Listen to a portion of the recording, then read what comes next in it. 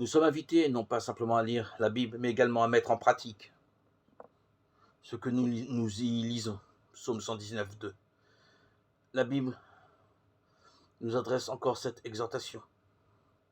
Goûtez, voyez que Dieu est bon. Heureux l'homme valide qui se réfugie en lui. Psaume 34, 8. Elle nous encourage en effet à mettre Dieu à l'épreuve.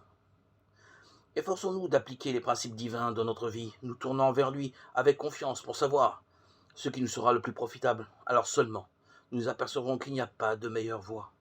Ceux qui se confient ainsi en Dieu goûtent le bonheur véritable. On entend parfois dire qu'il est impossible aujourd'hui de respecter les principes bibliques au sein d'un monde malhonnête, immoral et violent. Pourtant, de nombreuses personnes y parviennent. Nous devons nous efforcer de réussir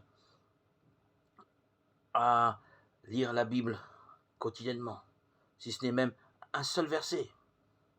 Et nous serons de toute évidence, jour après jour, avec notre acharnement, notre entêtement, convaincus que l'amour de Dieu et de l'amour de Dieu et de son pouvoir, de son évangile sur nous, à travers notre mode de vie, et non pas uniquement au moyen de discours et d'écrits.